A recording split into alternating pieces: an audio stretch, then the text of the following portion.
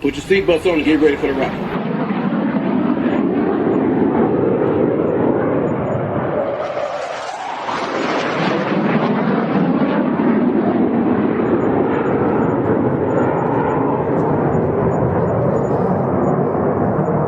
We're the freaking New York Jets, so we're built for this shit.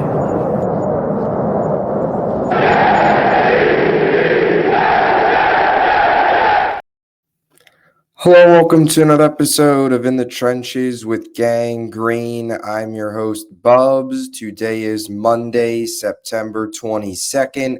Hopefully everybody's having a good day so far today. This is episode 631 of the In the Trenches with Gang Green podcast. I thank you, as always, for joining me.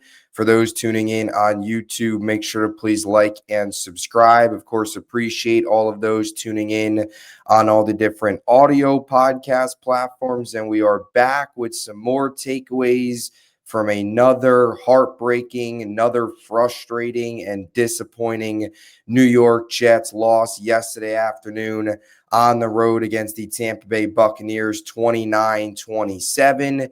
A Will McDonald blocked field goal turned touchdown was not enough. And the New York Jets now sit at 0-3, and 7 days from now, exactly 1 week from today, they will face off in another road clash in Florida, in Miami, against the Dolphins for the second divisional matchup of the year. Hopefully goes a little bit better than the first one, which was the complete stomping at home against the Buffalo Bills, 30-10. No other way to spin it, though. Aaron Glenn, the New York Jets, a lot of issues, a lot of concerns, a lot of things that need to be cleaned up. They are 0-3. It is frustrating. As Bill Parcells always said, you are what your record says you are. And that's the reality right now as I kind of open up and segue into today's podcast. That's where the Jets are. They're an 0-3 football team. They are a bad football team. This is a terrible defense. This is an offense that has its fair share of issues as well, which is what we saw through the first three quarters of yesterday's game. It wasn't until the fourth quarter where the offense woke up. And for three quarters of this game, right, what we talked about all week going into this game was coming out hot, being competitive. Don't embarrass yourselves. Don't let what happened against Buffalo at home happen again against Tampa Bay. You have to bounce back. It's a big test for Aaron Glenn to get this team to bounce back, to have this team ready to play. And the reality is the final score of this game does not dictate what this game was all about. The final score, the fourth quarter, covers up a lot of the warts that the Jets had going for them, I should say, through the first three quarters of this game. This game going into the fourth quarter was 23-6. This was on its way to another pathetic 27 or 26, 31, 10 type of loss where the Jets just get crushed, don't show up, lose by 20, and you walk away embarrassed, you walk away disappointed, you walk away humiliated, all those things. It wasn't until the 21 points in the fourth quarter. So even getting up today and looking back at some of the numbers and just processing this one now a day removed from things as opposed to just the emotional recap pod, I still have a really tough time walking away from this one as, oh, the Jets kept it close. Oh, the Jets kept fighting. 3 quarters, they were lifeless. They had a heroic play in the fourth quarter, and even that, you knew in the back of your mind watching Will McDonald, that moment was great. But you knew right when he got to the end zone and you saw that there was a minute 49 seconds left on the clock, you knew right away that this defense was going to give it up. You have no faith in this defense. You have no faith right now in Steve Wilks, this defensive coordinator, and some of the things that they're doing schematically, which we'll dive more into today. So just general thoughts here. As much as people want to pull the positivity, moral victory Monday card, I'm still not buying it. I'm still not feeling it. What I saw yesterday was a lifeless team for 3 quarters, a crazy comeback that fell short, and a lot of the issues that we've seen in week number 1 and week number 2, more so week number 2, and an embarrassing loss at home, we saw yesterday, and that's a bad thing because with this coaching staff, with this team, you're not expecting Super Bowl. You're not expecting playoffs. What you're expecting is progress. And right now, through 3 weeks, you haven't seen enough of that, as this team's 0-3 with a massive game in week number 4 against a Dolphins team that, let's be honest, has completely checked out. I know they played okay against Buffalo and kept it a game until Tua made a Tua type of mistake there in the fourth quarter with the interception. But this is still a team that is completely checked out. It's a team that's going to have their head coach fired, if not soon, at the very least at the end of the season. They had a team-only meeting. So this is where we're at with the Jets. You've got to win next week and kind of get this thing stable a little bit. You can't afford to fall to 0-4 on primetime and be able to talk this up like everything's okay. And, the world, it's all right that this team's 0-3. It's all right that they're playing like this. So that's my viewpoint on just everything and this team as a whole. And no, I'm not saying fire Aaron Glenn. Nobody's saying that. But there's a lot of concerning things, and things need to be fixed. And right now, through 3 weeks, you're not seeing these issues fixed yet. And moving forward, you need to start seeing it, because 3 games in, it's been a lot of really bad football. And the Jets had a stretch yesterday until the fourth quarter where they had 7 quarters with 1 touchdown. 1 touchdown. And that 1 touchdown was a Jeremy Ruckert garbage time touchdown against Buffalo, where it was in the fourth quarter. They were down 30-3, I think, at that point. That's how bad things were for a while yesterday. Let's not forget that and just have the fourth quarter completely cover up what happened. And that's what I want to start with here too, is you look at some of the things that the Bucs did in the fourth quarter, not taking away what the Jets did, certainly not taking away the play with Will McDonald. It's sad that we were robbed of one of the greatest plays in this franchise history. One of the better plays you'll see on a football field is what Will McDonald did yesterday, jumping over the line, blocking the field goal and taking it back for 6. Not just that being ruined, but you look at, and that deserves a ton of praise and all that, and it's unfortunate that it was ruined. That's just the way the Jets are. But you look at the defense that the Bucs were playing in the first 3 quarters compared to what was taking place in the final quarter, you can start to understand why the Jets had some success. And I don't want to be just Mr. Negative, but it's the truth. I mean, the Bucs yesterday blitzed Tyrod on 63% of his dropbacks in the first 3 quarters. Tyrod through the first 3 quarters was 14 of 21 for 80 yards and interception on 8 possessions. That 1 interception was a pick 6, of course, by Jamel Dean. Also can't forget, he had a strip sack, right? That's what took place in the first 3 quarters. You fast forward to the final quarter, the Bucs under Todd Bowles, we saw that a lot with Todd Bowles and the Jets.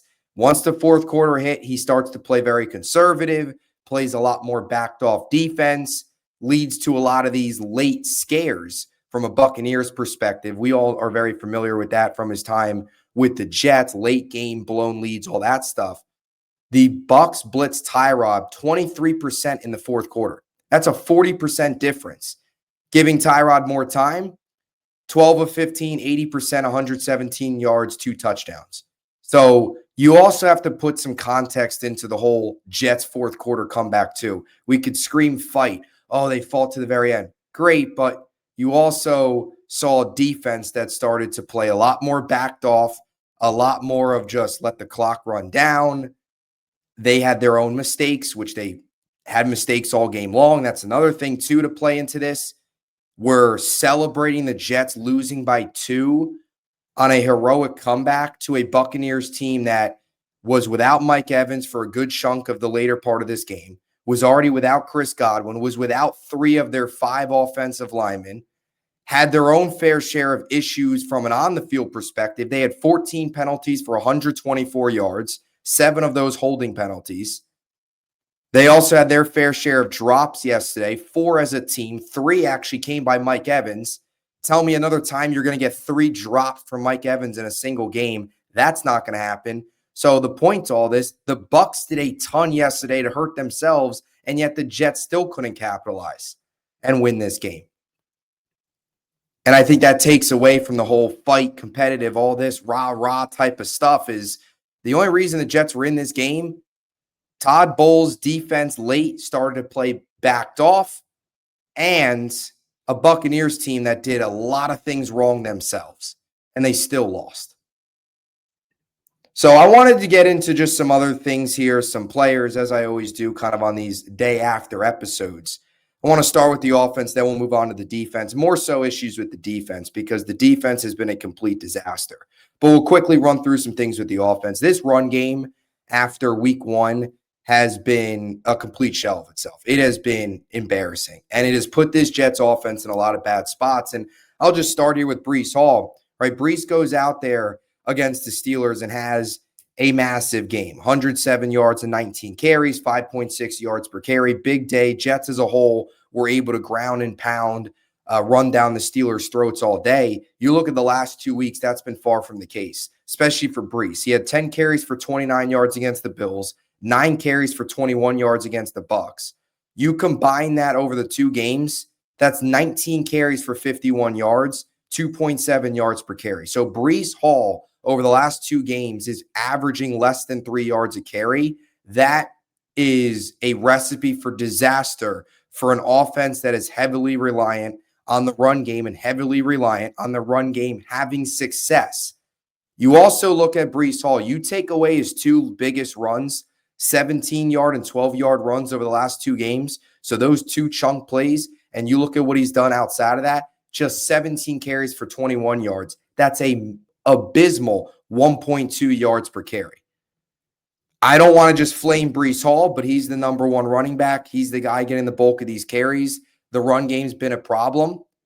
And the Jets have also put themselves in a lot of bad spots from a run game standpoint where, number 1, they haven't run well early on downs, which puts themselves in a position to be in 3rd and longs. That takes away the run on a 3rd and long. So there's been a multitude of issues there as to why this run game hasn't gotten going. And I just want to mention, too, from the team perspective. Now, the baseline numbers from the team don't look awful. Like they had 21 carries for 100 yards, 4.8 yards per carry against Buffalo. And then they had 23 carries yesterday for 99 yards, 4.3 yards per carry as a team. So under 100 yards yesterday, which is pretty ugly. However, you remove, going back to Buffalo, a 27-yard run from Justin Fields in that game, which before halftime still couldn't salvage anything. The Jets as a team had just 20 carries for 73 yards in that game, 3.6 yards per carry. You remove Tyrod's 14-yard run yesterday and Breece's 17-yard run, and I'm not trying to just remove all the good plays. There's a point to all of this. 21 carries, 68 yards, 3.2 yards per carry. This Jets offense, reliant on the run game, needs to be a consistent 4, 5, 6 yards per carry consistently. We saw that against Pittsburgh, where you're able to wear a defense down, have these long, extended drives where it's just run, first down, pick up 4, pick up 3 or 4, put yourself in a 3rd and 3, put yourself in a 3rd and 2. 3rd and short situation, run again. Boom, defense worn down, you win that battle. Win the battle in the trenches, wear teams down. Other than a couple big scrambles, a couple big runs from Breece, it's been a lot of first down run goes nowhere, second down run goes nowhere. We saw this yesterday. I didn't like some of the play calling from Tanner Engstrand. They did run, pass multiple times, and it's after the first down run goes nowhere. Yesterday, there was that sequence where Breece ran for no yards on first down. They ran it again. I think it picked up 2. 3rd and 8, this offense is not set up to put in 3rd and long situations. But with the way they're running the football and the success they're having right now on 1st and 2nd down, which has been abysmal, it's putting them in a lot of those 3rd and long situations. One of the 3rd and longs yesterday's was Tyrod got blown up and had the fumble and the Bucs recovered. Only ended up settling for a field goal. But you talk about the little margins with this team, losing the turnover battle, things like that. I mean, the Jets can't force a turnover to save their life. But turning the football over themselves, a lot of that was set up by putting themselves in a 3rd and long situation. Bucs sending the house. Todd Bowles' aggressiveness took advantage. So the run game's got to be more alive. And Tanner Engstrand's got to, this is a big test coming up in these upcoming weeks. The teams have figured out the Jets and their run game. It's up to Tanner Engstrand and this coaching staff to scheme against these other teams, because now it's becoming all too predictable. What worked in week number 1 has not worked these last 2 weeks. You've got to make the adjustments, and that's going to be very telling for Engstrand as an offensive coordinator. Couple other notes. Olu yesterday by far had his worst game of maybe his career. 6 pressures yesterday, 1 sack, also had 3 penalties. So finished with a 48.9 overall grade, a 57.2 run block grade, and a 56.4 pass blocking grade. Yesterday definitely wasn't one of the better days for this Jets offensive line. Membu has been very good and actually had a strong day yesterday. And some of the guys in the interior have well. Tittman's been good. Simpson actually had a really bad blitz pickup on one of the blitzes yesterday that actually got Tyrod sacked for the strip sack. Just looking back at some of the tape from this game. But Olu had a really rough day yesterday. The 3 penalties, the 2 holdings, then the false start, the 6 pressures. 6 of those pressures, only one of them turned into a sack. So it certainly could have been a lot worse, but still 6 pressures is 6 pressures. I'm not making excuses for Olu, but there is a lot of weak side blitzes, weak side pressure that's been sent Olu's way, because the Jets next to Membu are giving him a lot of help.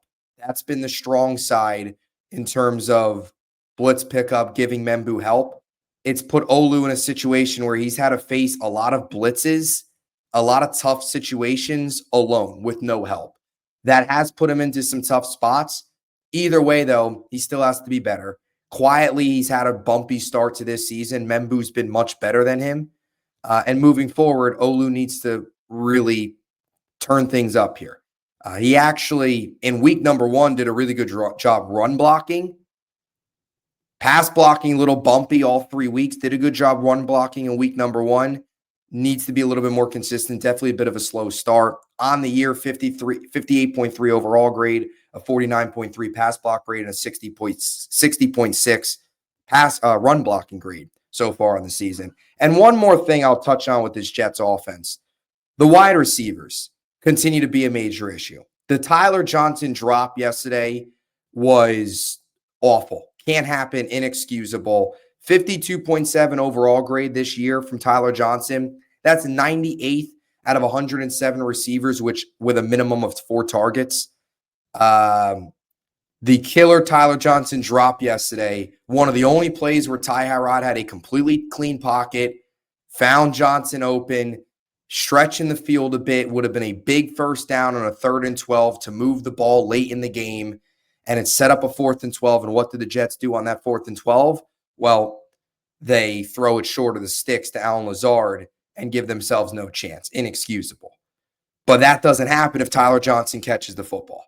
Arian Smith as well. I want to see him put into better situations personally. Now, you might say, well, he hasn't played well when he's been given the opportunity. I thought yesterday would be a day for Arian Smith to break out a bit. We know what Tyrod can do from a deep ball perspective, stretch in the field. That is something that he definitely does better than a lot of quarterbacks. He has a good deep ball. He's not afraid to stretch things vertically and take chances. Arian Smith is a speedster. I thought would be a guy yesterday that this team could take a chance vertically, especially when this game started to get out of hand, right? Like 23-6 at one point. That was a time where I was kind of thinking, okay, you need something. You got to be a little desperate here. Send Arian Smith on just a go route and take a chance. The least you could do is maybe draw a PI and get something going on offense, because there was a stretch where the Jets just were stuck in quicksand on offense, which us as Jet fans are all too familiar with that.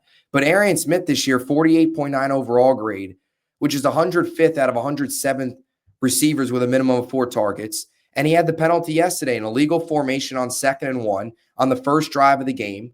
Now, the Jets ended up kicking a field goal on that drive, but still, that killed the drive. I also didn't like the 3rd down play call. But 2nd and 1, you're moving the ball. You can't have a killer penalty like that. As I mentioned earlier, it's those little margins, the killer penalties, the turnovers, those little things that separate the Jets from winning teams, separate the Jets from winning these games. A penalty like that doesn't happen, there's a good chance the Jets score on that first drive as opposed to having to settle for 3. And the wide receivers is such an issue, and it's so frustrating because we talked about it all summer long.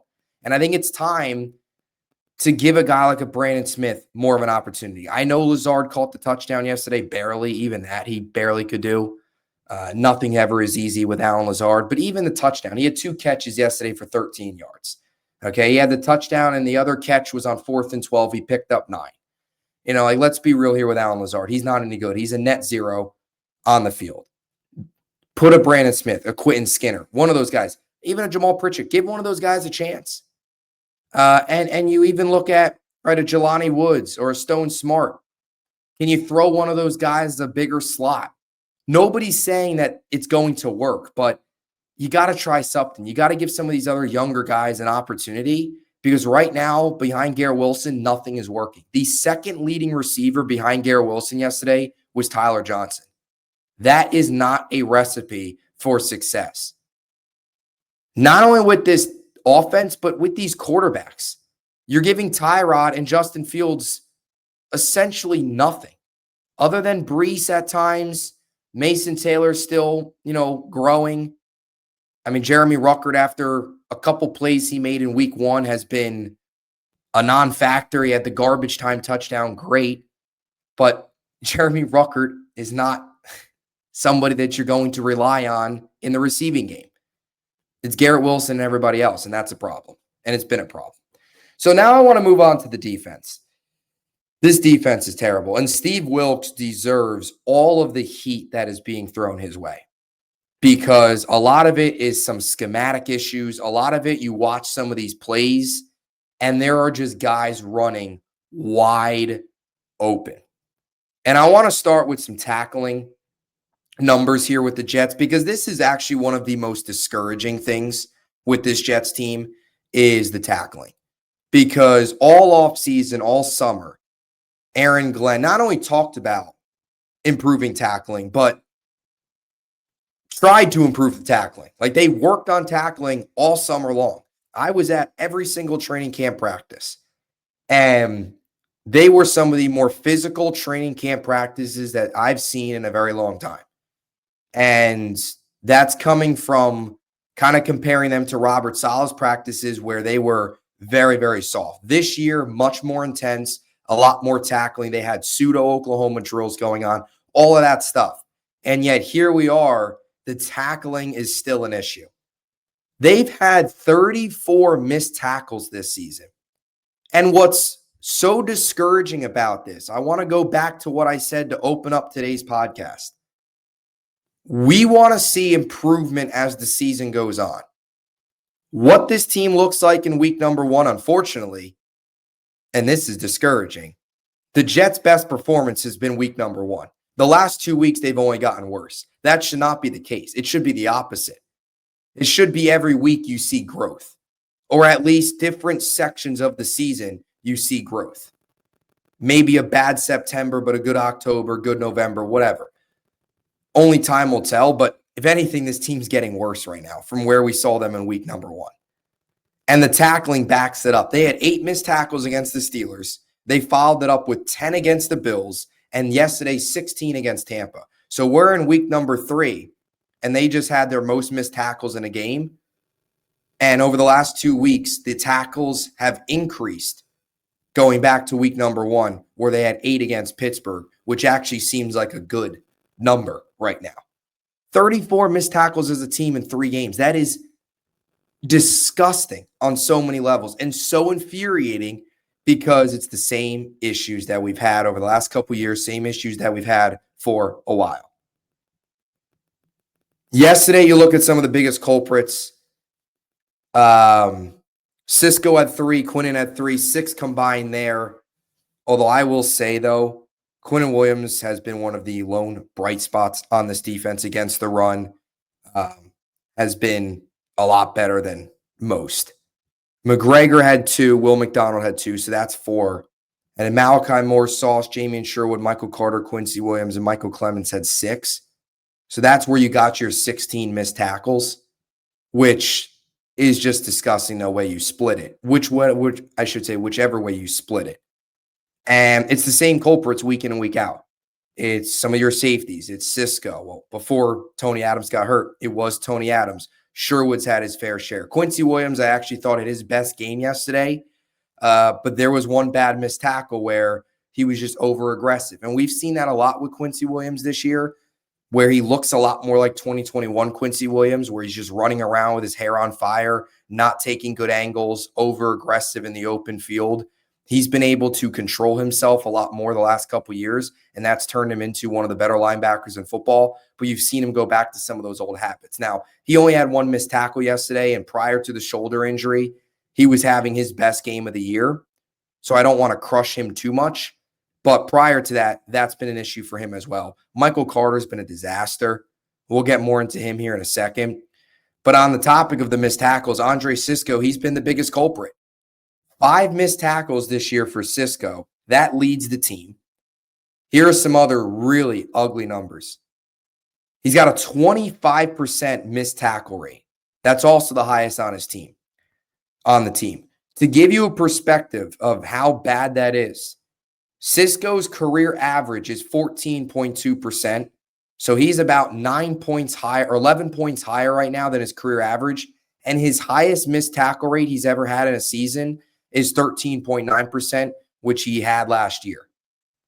When you look at his 5 missed tackles, now mind you, it's 3 games in. His career average for missed tackles is about 8 in a season. He's already at 5. We've got 14 more games to go. On this trajectory, he is going to destroy that number of 8 missed tackles per year. He's also going to destroy his career high. Last year, he missed 11 tackles, which was the most he's missed in a single season. He's already at 5. He's almost halfway there. He's going to destroy that as well. And he's got right now a 36.6 tackling grade, which included a 28.3 tackling grade yesterday. His worst tackling grade in his career was 52.9, which was also last season.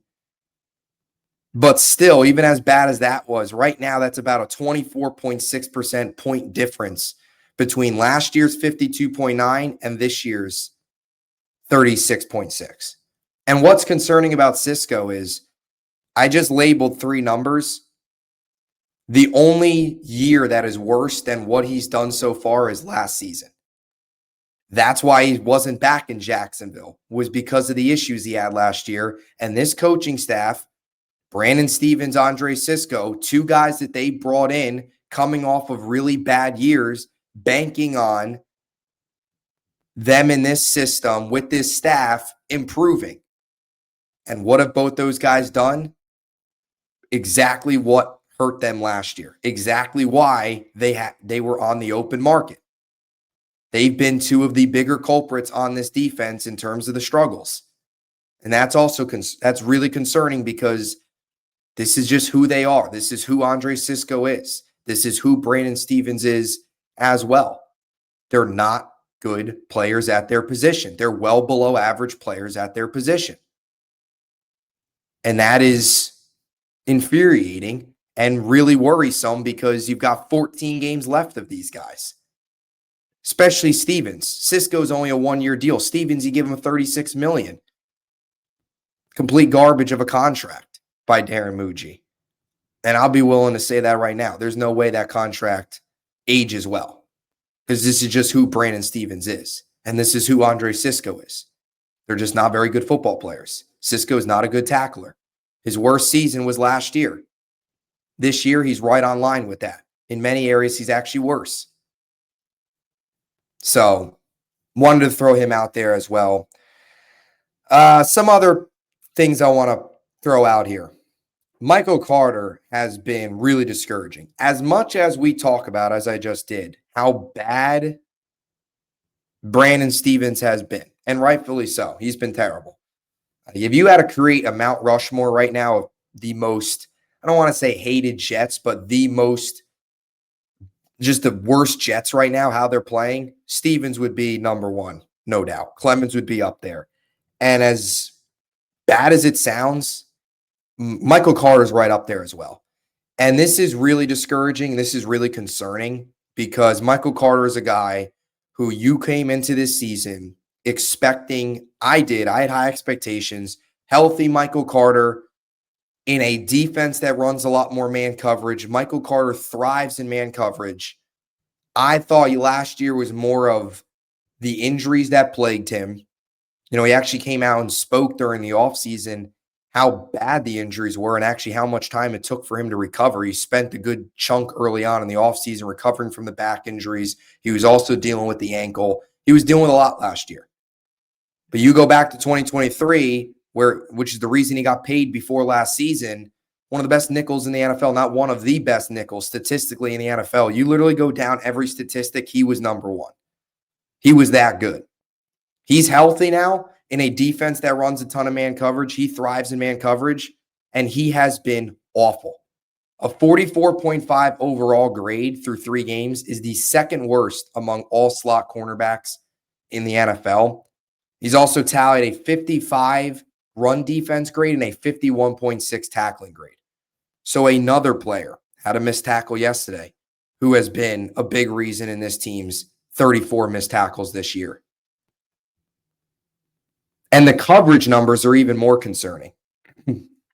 He's allowed 7 receptions on 11 targets this year already, which is a 63.6 completion percentage, 94 yards, 13.4 yards per reception. And here's a number that's really alarming. He has allowed already this season 3 20-plus yard catches, 3 catches of 20 or more yards, 3 already in 3 games. That's on pace for 17, right? 1 in every game. You go back to 2023, in 15 games, he allowed 3 all year, and he's already got 3 this season. Michael Carter is trending in a bad direction, and it's a really bad development for the Jets because you went into this season with major questions around Brandon Stephens, but hoping that Sauce Gardner and Michael Carter can hold up their end. And if you can just get Brandon Stephens to be meh, give him help and just be okay and not screw up, you can make it work in the secondary. Here we are, though. Michael Carter's been awful. Brandon Stephens has been awful. As much as we crush Brandon Stephens, there's areas where Michael Carter's actually been worse than Brandon Stephens. That's how bad those two have been. And Sauce Gardner as well, outside of the Pittsburgh game, he's had 2 bad games. So you look at this cornerback room, it is a train wreck. You've had 3 bad games from Stephens and Michael Carter. 2 guys, Stephens especially, that's just who he is. Michael Carter's trending in a direction of just having a really bad year. And the Jets can get out of that contract. There's a really good chance this is it for Michael Carter in a Jets uniform if he doesn't turn it around. And you have Sauce Gardner, fresh off the contract, in 2 of the 3 games, has played poorly. That's the state of this Jets defense and this Jets secondary, and that's really concerning, especially for Michael Carter and Sauce, because those are supposed to be the 2 anchors, and it's just not the case. You're talking about the highest paid nickel and the highest paid corner, and 2 guys not living up to that. That's a serious issue. I want to play some clips here. One of these is Michael Carter. Here's a film clip from yesterday. Just a terrible, this is one of the 20-yard plus catches that Carter has given up. This is on Sterling Shepard. I mean, just completely gets beat on the route, essentially falls down and gives up a big gain there. That's just so unlike Michael Carter. But unfortunately, that we've seen a lot of that from him this season. A couple other things here before we close things out. I do have a couple other clips of film that I want to break down as well. And I do have one positive player that I do want to get to. This won't be all negative. Michael Clemens. I don't want to spend a ton of time on this just because it's repetitive. But 100 defensive snaps. Here, I guess, is your weekly Michael Clemens update. 110 defensive snaps. He's got a 45.4 overall grade right now. Yesterday had a 43.3 overall grade against the Bucs, which was the 4th lowest on the team. On the year, he's got a 49.1 pass rush grade, a 55.4 run defense grade, and a 28 tackling grade. And here are the numbers that really stick out. He's got 2 penalties to just 1 pressure, and he's got 2 missed tackles to just 1 solo tackle. He has missed more tackles than he has solo tackles. That is pathetic. He also has no sacks, no quarterback hits.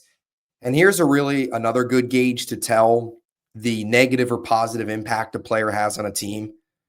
The Jets, when Michael Clemens is on the field, are allowing 5.5 yards per carry. When he is off the field, they're allowing under 3 yards per carry at 2.7. There are defensive linemen, right? When you look at a defensive lineman, and this is where I want to transition in my next point. And I don't want to, for the YouTube audience, throw up a thing of film here to show you the big Baker Mayfield run yesterday.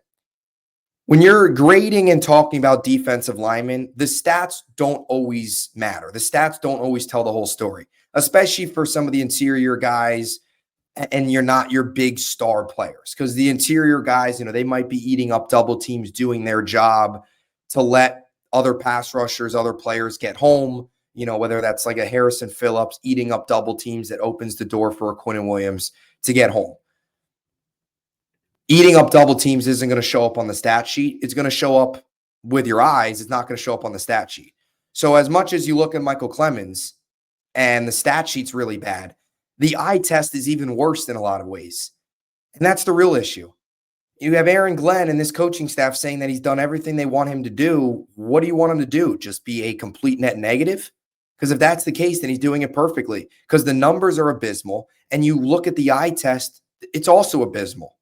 He provides nothing from a pass rushing perspective. He's never around the quarterback. Like, you watch him one-on-one pass rushing, his get off is slow. He never breaks through. He's never around the quarterback. And you look at the angles that he takes, he never holds his edge. No gap integrity. And here is this clip from yesterday. This won't show up in the stat sheet, but you watch the game, you watch the play. Look at this. No gap integrity. Baker takes it, and he's getting mauled by Cade Otton and takes a terrible angle. Baker Mayfield, 33 yards into field goal range, set up the game-winning field goal. Jets, of course, lose. When have we seen that before, Jets fans? This defense being unable to contain a quarterback on the run. And let's not act like Baker Mayfield's some mobile quarterback. No. But anybody can be mobile against this Jets defense, especially against Michael Clemens. How many times did we see that last year? We saw it again yesterday. The eye test is just as bad. There is not a single thing in Michael Clemens' game that he does well. Nothing. And he's still out there. And he was starting yesterday because you have Jermaine Johnson out. And the fact of the matter is, you have nobody else. Brady McGregor's done nothing. Tyler Barron's been awful. And that's on Muji for not getting more depth at edge. We talked all off season the issues with this team depth-wise. This front office addressed none of it, and it's right in front of our eyes right now. And it's really bad. Come on, like a couple other film clips here that I want to play. Here was a Jamian Sherwood really bad play awareness-wise. Just leaves a guy wide open there across the middle. We've seen that a lot, just guys wide open. This was another play, a 3rd and long. How many times has this Jets defense on 3rd and long given up big plays? Quincy Williams just completely misses his assignment. And we've seen that a lot of players kind of just throwing guys to other zones. Like Quincy's in his zone there as opposed to just picking him up. Guys are kind of in that mindset right now of just letting them go. Oh, somebody else will pick that player up. Somebody else will pick that receiver up, and it's just not happening. Here's another example of this. Talk about the Buccaneers having issues of their own yesterday. Wide open, by the way. That was a drop. Wide open, though. Nobody there. Unacceptable. And those are some of the things that the Bucs did yesterday to hurt themselves. They had their fair share of issues, and the Jets still couldn't break through. Talk about stopping the run. Talk about tackling. This is just an abysmal display of tackling. Emeka Ibuka, look at all of the Jets jerseys that he just completely blows by for a 23-yard pickup. What should have been a quick stop turns into 23 yards. That was one of the more embarrassing displays. Here is the freeze frame shot of it. You have 1, 2, 3, 4, 5, 6, 7, 8 Jets in the area, and he breaks free of this. Completely unacceptable. Unacceptable.